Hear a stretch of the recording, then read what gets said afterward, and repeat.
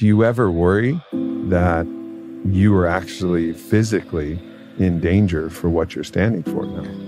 The answer to that is I do not worry. My life is in God's hands. I need to do what I believe is the right thing to do, and whatever the cost is. My father and uncle were both fatalistic. They both knew that if they were involved in a high-risk enterprise, and they believed that the stakes were high enough to justify their entry. And I think both of them believed that there were a lot worse things than dying.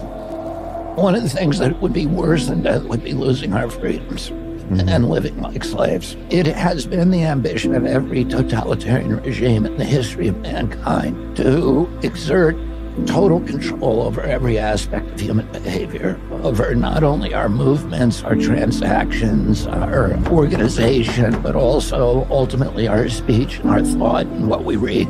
In the past, none of those regimes has been able to manage that because they simply did not have the technological capacity to control every aspect of human behavior, to control what you were doing, what you were saying in your house, what your movements were. Today, we have created this wave of technology. What we're creating is this kind of turnkey totalitarianism, where the next totalitarian regime that steps up and really wants to clamp things down, they're going to have all of these mechanisms in place like no regime has had it in human history. In normal circumstances, I would not do this.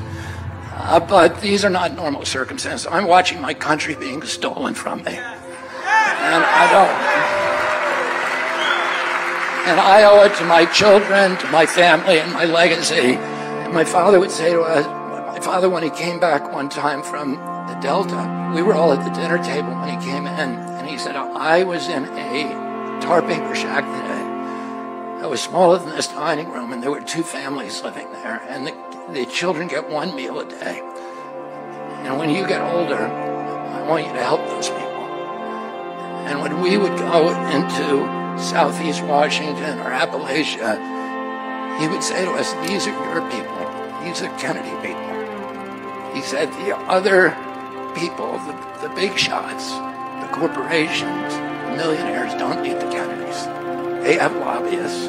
They have PR firms. They have lawyers. And he said, these are your people. And these are the people you need to spend your life helping. And when I'm president, I'm going to be president for those people. We're going to really take back this country.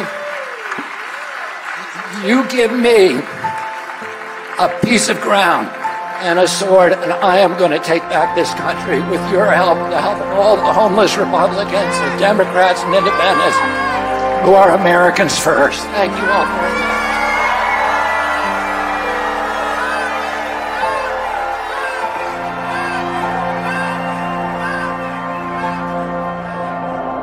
We need a revolution, I would say that, a peaceful revolution, and a revolution that, that brings us back to the values that have been robbed from us over the past 40 years. And that is the most important topic on earth, peace.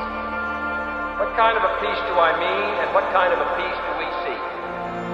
Not a Pax Americana, enforced on the world by American weapons of war. Not the peace of the grave or the security of the slave. I am talking about genuine peace, the kind of peace that makes life on earth worth living, the kind that enables men and nations to grow and to hope and build a better life for their children. Not merely peace for Americans, but peace for all men and women. Not merely peace in our time, but peace in all time.